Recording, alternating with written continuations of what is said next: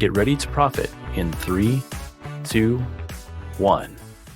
Ben here, and I'm joined today by the one and only pay-per-click phenom, YouTube all-star, Ray Savell.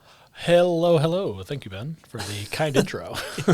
I'm jazzed up, lots of caffeine today, and we're talking about a really important topic in PPC, which is hitting CPA goals versus hitting MQL goals.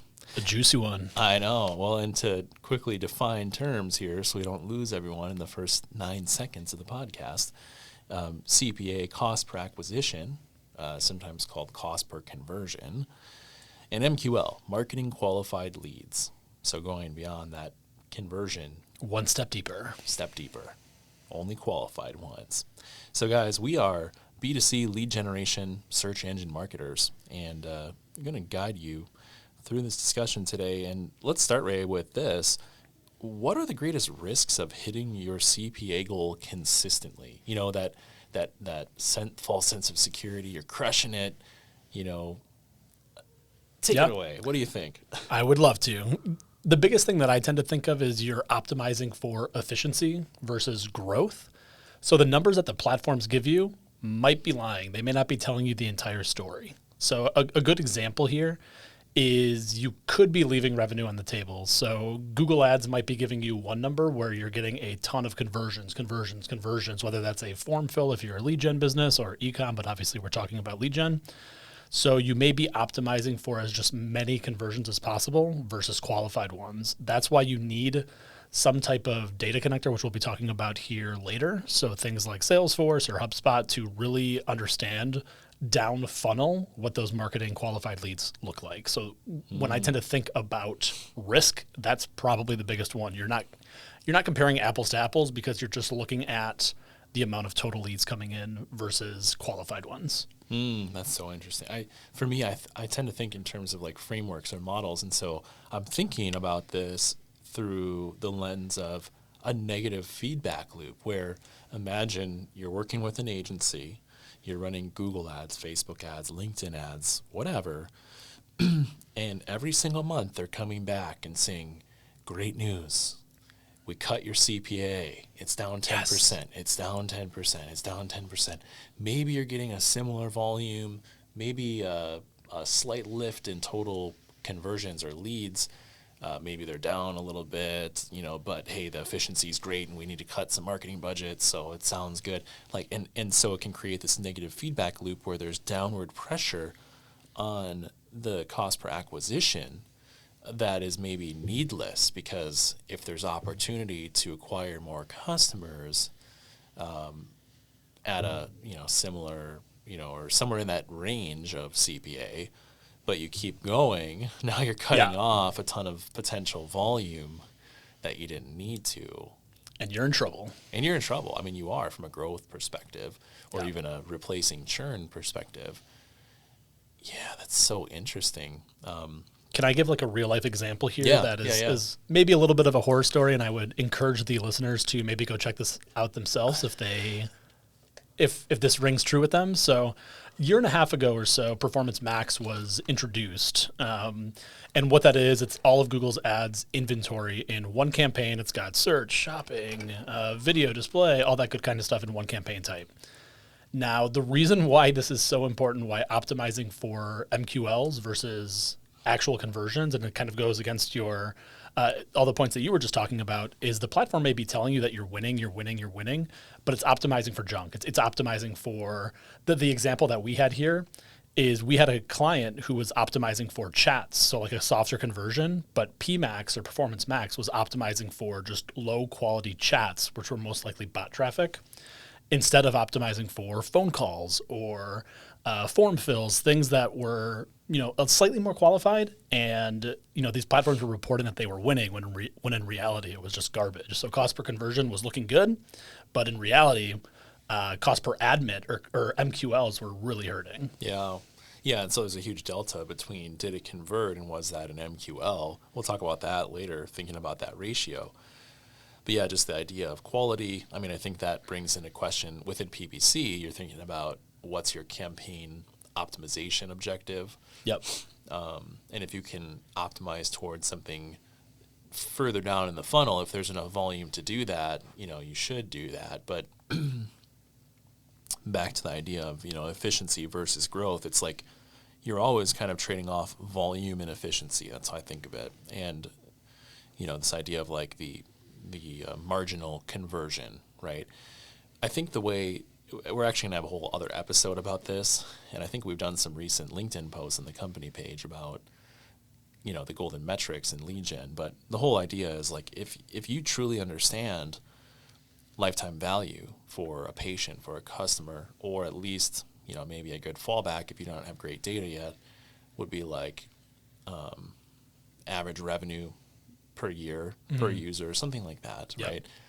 Then you can, based on your goals in the organization, your financial goals and kind of the economic engine of the business and the payback periods and so on, like you can sort of back out what's an acceptable CPA. And if you know that at the outset too, that will kind of be your hedge against continuously optimizing for low cost conversions, but sacrificing growth. So like maybe, exactly. Yeah, it's like, well, great. Maybe you are crushing it in search and you cut your CPA in a half or something, but hey, can we take some of that incremental dollars and start testing a new channel? Like, oh, we opened up display and the CPA is a little bit higher. It's, 30% higher or something than search, but we're getting all this incremental, qualified leads if you have the right tracking in place, right? So yeah, and like to zoom in just a little bit more there, like a major risk of really optimizing towards CPA is you're not able to test as much because you're sort of locked into a box and you're only able to optimize for this one goal. Let's say my CPA goal is $100. Well, that may limit some of the testing that you may want to do mid-funnel or up-funnel that are going to have significantly different CPA goals. So that's definitely a downside. It just kind of locks you into what you're doing and doesn't allow you to experiment as much. Yeah, it's like the idea of always having a testing budget and yep. the concept of if you're beginning a new channel or a new campaign type, having some learning budget in there, because it might, like in the case if you're using smart bidding, if you have enough events happening, enough conversion events happening where machine learning can actually function effectively, then having enough sort of padding or budget in there to allow for that learning to take place. Yep. Is super important. So, all right, well, those are some of the greatest risks, right? If you're just myopically focused on efficiency, CPA, it's like, well, if you're not looking at lead quality, fail. If you're not balancing efficiency and growth, probably fail. There might be a Agreed. season of cutting and efficiency and so on. You might look really good now, but you're sacrificing growth in the future because you're kind of like, you're only filling up so much of the funnel. Yeah, it's like you're choking your funnel. You're choking off your future potential. Yeah, future you will thank you. Yeah. Well, that's a good point.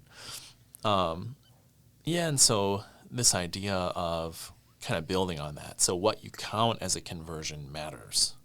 Blake Very and I much. were just talking about this with 3 different conversion paths on a client's website where they have calls, they have a form submission, and they have a chat. And we see this all the time. Oh, there's a newsletter sign up. There's, a webinar or something, and then there's a purchase, or, if it's e-com, or like maybe there's a demo, or get on a sales call kind of thing. So having these different kinds of conversions, defined and optimizing different campaigns for the right objectives and maybe testing there is important. Like, why do you think that is so important, Ray? Yep. Because understanding that marketing qualified close rate by conversion action is just so important. So the example that I was discussing earlier, chat to marketing qualified rate in this client example that we were discussing might be around like 10% or so, where somebody filling out a form on a website or filling out or calling the business has a slightly higher, around like 30 to 40%. So not saying that all chats are bad in this example, but you're likely going to either want to allocate more budget to the form fill campaigns that I'm mentioning, or the phone call optimizations, or you want to find different campaign types in this example, in PPC, for example, that have higher close rates for chat. So that's one of the major reasons why understanding marketing qualified leads is so important, because then you're able to find exactly which conversion action is working best and then push your budget towards those campaign types. Yeah, I think a lot about engineering the buy is how I think about it. So like what you're saying, Ray, is like, hey, if you have multiple conversion paths, probably they're going to have different CPAs, in terms of performance normally, or cost per conversions. But what you like, if you have one that is like your lights out, you always end all be all. Yeah, high MQL percent, and they always go down funnel, and a high SQL percent or a high close rate. Like you want to make sure you've got max dollars flowing through that conversion path. Do that first before you start experimenting. But in my mind, I think about, what's that outcome I'm trying to achieve. If I have my LTV, my lifetime value figured out, and subsequently I've got my what's my maximum allowable cost per acquisition from paid, then I will look at what's the conversion to MQL rate by conversion action. And I might think about, like, let's use this as an example, this idea of, there's a call, there's a chat, and there's a form submit. What if I could build a campaign? Well, actually, let me first set the table here. What if the conversion to MQL rate is variable, like you said? So let's say chat, it's 10%. 10% of chat conversions are MQLs, and 30% of calls are, and maybe, I don't know, 50% of form fills are. So I'm just making this up, right? So if you know that, and you also know what your CPA is by conversion action, there might be an arbitrage opportunity. Because what if, like, I'll just throw for instance, like, what if I could run a messenger campaign on Facebook to drive messenger leads for $2 that ultimately I can get way more volume, and it will still result in a better, like, aggregate cost per marketing qualified lead than if I was trying to optimize, straight for form fills or something. Or like, what if you threw all your dollars at the campaigns optimized for the form fill, the phone call, and there's no more volume, and you've got to go upstream, and you're getting into display, upper funnel, or you're adding channels, you're going on to social. So it's kind of like you can engineer the conversion objective and the funnel and stuff to achieve your MQL goal. And that's what this is all about, is like beginning with the end in mind and knowing what your MQL goal is and focusing on that outcome, and that cost per MQL, cost per customer patient will allow you to do. I know that's kind of a soapbox there. No, and kind of to go into that a little bit further, like the trade-off in a lot of these instances is either volume, so it's understanding how much volume do you want to drive, because if you can drive tons of chats through at like a $2 cost per acquisition, like you were saying earlier. But then if you think about like your team, you're going to be driving a lot more leads. So then for your team to score and qualify those leads, it's going to be a lot more work internally. So when I tend to think about this, it's like, how much stress do you want to put at your team while doing the appropriate amount of volume? So like, that's like another way to think about it, is like, what's an appropriate amount to send internally at the cost per acquisition that you're sending for marketing qualified leads? That was an awesome call out, because so many times, right?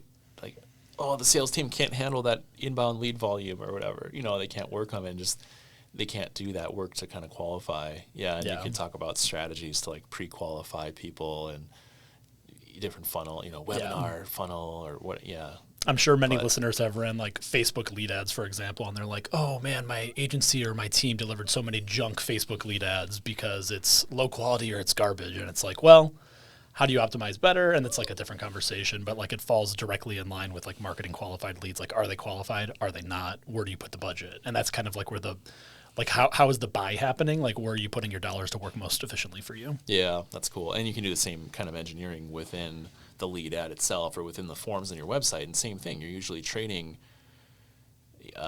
specificity for friction. In other words, like, the more fields you add, the more complicated the questions and the more in-depth and detailed they are, the lower in general the conversion rate, might be.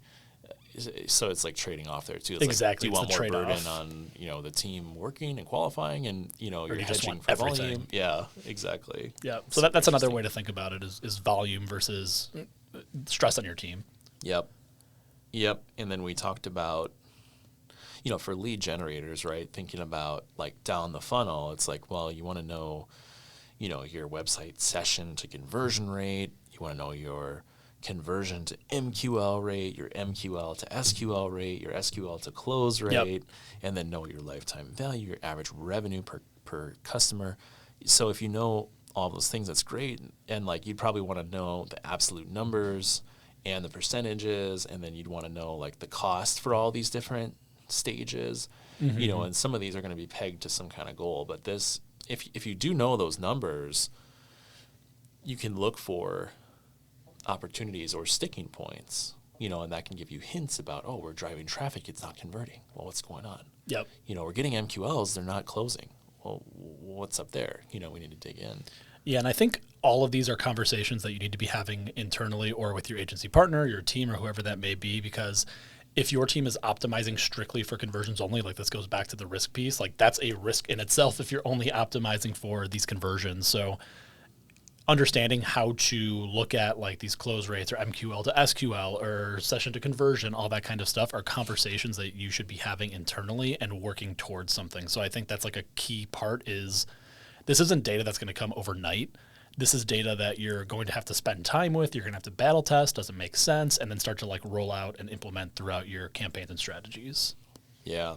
There's one other dark horse metric, Ray, that we didn't really talk about yet. But for lead generators, right? And well, for many businesses, this is true. It's like, okay, great. Maybe you can achieve your cost per MQL goal, you know, and if you can, hats off. That's awesome. But this notion of like capacity, it's like, what if you can't take on any more customers right now, you know, and understanding like how long it takes someone to go from, you know, MQL to close and then, you know, into service and stuff. But I think for the marketing team to keep a pulse on, you know, ops and capacity, we've seen this play out times too, right? Where you can find efficiencies sometimes like, oh, we're at capacity here. Well, you know, maybe we need to pull back a little bit on these more, you know, demand gen efforts, and vice versa. It can help you also inform if you have multiple locations, multiple product lines, multiple service teams or whatever.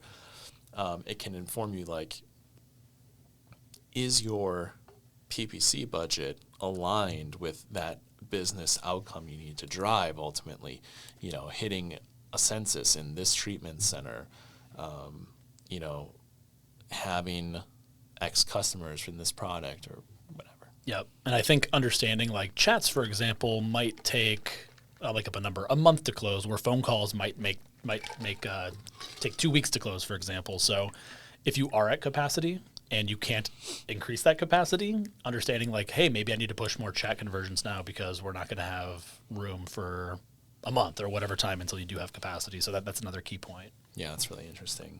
Optimizing for time as well, and like knowing, that you know, a third of all chats end up converting, but through a drip after the fact or whatever. Yeah, that's super cool. So what about, you know, how do brands and advertising, like how do you get to that place where you actually have that data? You know, what are the kind of the critical ingredients or the difference makers? Obviously, we're using Google Analytics all the time, you know, but let's talk about this technology and data component a little bit, evolving the strategy from just what you see in Google Ads. Yep. Great question. I mean, once you have this data in like a CRM in some way, I mean, big ones typically are like Salesforce or HubSpot, for example. You want to get that data, and once you feel confident with it, you want to start feeding that data to the platforms in some way. So Google, Facebook, LinkedIn, whatever. A lot of these platforms have built-in connectors. So like Salesforce has a built-in connector. You can like feed all that data directly back to Google Ads, for example. And once you can start to optimize for MQLs or like leads that are actually qualified versus just top of funnel leads, you're really able to say this campaign generated this many MQLs for me. Let's push more budget towards these campaign types. And then the other key part is that the smart bidding starts to learn around it too. So like right now, if you have a campaign set up, Google's only going to start to optimize around the conversions that you have in the platform. But if you start to move over data from these other platforms, you're able to optimize for the leads that you're importing. So the opportunities or leads from external CRMs. Yeah. And, you know, two other call outs that came to mind. One is the organizations we've seen that do this really well they've got some kind of BI, some kind of business intelligence, dashboard, usually combining elements of, the web analytics, the Google Analytics side with something like, Salesforce, a HubSpot, and usually maybe some internal data as well to kind of surface the KPIs that matter the most and sort of marry the, reality on the ground business numbers with some of the marketing metrics and, sales or outbound metrics, which is really helpful. And the other thing, which it would be easy maybe for us to take for granted, it's the idea of closed loop tracking, Ray. So having call tracking of some kind, right? So there's always going to be some play, I think, with attribution, with MTA, multi-touch attribution, and, comparing, my GA4 data doesn't match my HubSpot dashboard. Oh, no. Yeah, I mean, it's going to happen, right? But I think what's important is, what are those paths to conversion for the user on your website or through your campaigns? And, are you actually tracking all three to have that ability, like you said, Ray, to ultimately say, look, here are my 10 campaigns, here are my 3 conversion paths, here are the users that these campaigns brought to the site, and then ultimately here were the outcomes. And imagine how disastrous, and we've seen this repeatedly. It's client has the 3 paths and they're tracking forms, but they're not call tracking. And then surprise, 80% of their conversions come through call tracking. Yeah. And it's just absent and they don't have it. And it's how, it makes it much, all of a sudden you're cutting off campaigns because the reported CPA is way high, but you're not taking into account all the calls they're driving, or you're using the out of the box call tracking and, Yeah, I mean, depending on the vertical you're in, it's key that you measure your online and offline conversions. So if you're only looking at online, you're definitely missing a major piece of the pie. So really looking at online and offline and understanding what percentage goes towards online and offline will help you a ton. Yeah. And to build off some other points that you had too, Ben, imagine a perfect world where you have all this data tied in from Salesforce or some CRM going back to your platforms. You're able to be so agile in the way that you implement things. Your speed is able to increase. So let's say you have leads that you need to increase in a certain market. Let's say you had to increase your California leads, and you only have conversion data in the platform. You might have an idea I think I should push budget over here, or I think I should do it here, versus if you have MQLs, it's this is the campaign, this is the keyword, this is the time, this is the whatever, and I can turn up the dial to 100 in that area and be boom, lasered in, focused, agile, expand that right away. So I think that's a key insight that is missed here if you don't have this data. Not that you're playing guesswork to where you need to turn up the dial, but if you have this information in the platform, you can directly turn things up based on exactly what is qualified versus what isn't by market if you have to. That's so awesome, Ray, because it's one of those things where if you are talking with someone that doesn't have a CRM and they're thinking about it in terms of it's another line item, it's another cost center, it's painful, even call tracking, now I have to pay for a number and I have to pay to track it and stuff. So worth it. It's so worth it because this point alone, it's all about speed. Data enables speed, time to insight, and the ability. This is where I love to be with one of our clients, where every morning we're getting real numbers from that day, the last 12 hours, but real on the ground operational numbers married with the marketing and sales information. So on a dime, every single morning, we can optimize those campaigns to what's actually happening in real life in those centers, and that speed, that agile responsiveness of how we can drive the campaigns and optimize. I cannot explain an ROI on the ability to have that data and that insight, but it's huge because of the savings, because of our ability to quickly make a change that results in a business outcome that matters. It's so crucial. So I just would urge people to kind of think of that as an investment. Yep. And it's definitely not a magic wand. I know the way that we may be talking about it is get a CRM and make sure you're tracking all this and it's going to make everything better. It helps improve everything, but it's not like a silver bullet in any way. You need to make sure the data is accurate. and you're using it accurately in all of your campaigns. So Yep. It definitely helps a ton, but like it's not just going to be like set this up, get this going. It's going to work right away. Typically, it's like we got to test it in this market or this area, and there's a lot of battle testing and back and forth and conversations that need to happen before this becomes like, you know, to 10x something, for example.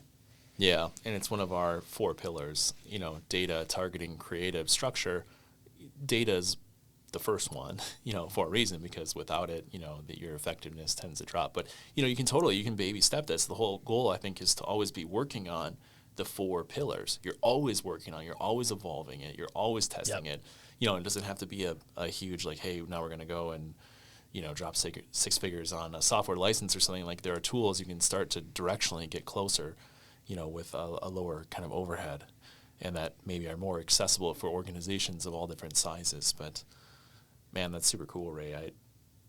Anything else to add before we kind of talk about some takeaways?